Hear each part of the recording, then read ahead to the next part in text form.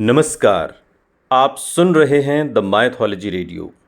और आज उर्मिला के अलावा लक्ष्मण की कितनी पत्नियां थीं, इस पॉडकास्ट में हम आपको ये जानकारी देंगे। रामायण ग्रंथ के अनुसार श्री राम की भांति ही लक्ष्मण जी ने भी अपनी पूरे जीवन काल में मात्र एक ही विवाह किया था। लक्ष्मण का विवाह माता सीता की छोटी बहन उर्मिला से हुआ था, लेकिन कुछ अन्य ग्रंथों और किंवदंतियों में लक्ष्मण जी के अन्य दो विवाह की बात भी कही गई है। हिंदू धार्मिक किंवदंतियों के अनुसार त्रेता युग में महिधर नाम के एक राजा हुआ करते थे।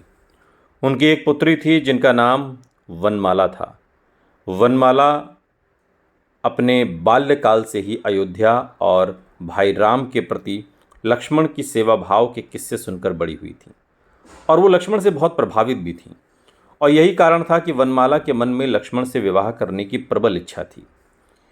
जब लक्ष्मण अपने भाई राम और भाभी सीता की सेवा के लिए वनवास तक भोगने को तैयार हो गए और वन वन भटकने लगे, तब वनमाला की इस इच्छा को और प्रबलता मिली।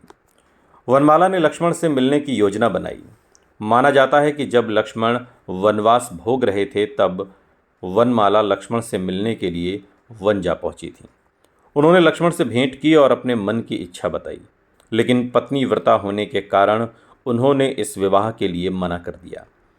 जिसके बाद वनमाला आत्मदाह करने की कोशिश करने लगी।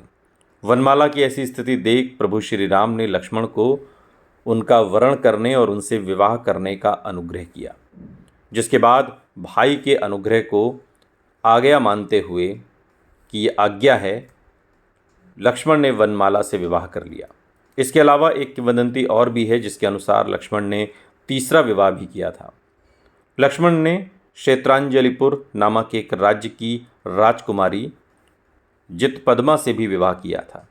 यह विवाह भी वनवास के समय ही हुआ था। हालांकि वाल्मीकि रामायण या रामचरितमानस में लक्ष्मण के एक ही विवाह के बारे में जानकारी मिलती है, अन्य विवाह के बारे में कोई वर्णन नहीं मिलता। लेकिन बाकी जगहों पर किंवदंतियों में एक से अन्य विवाह की बात भी कही गई है।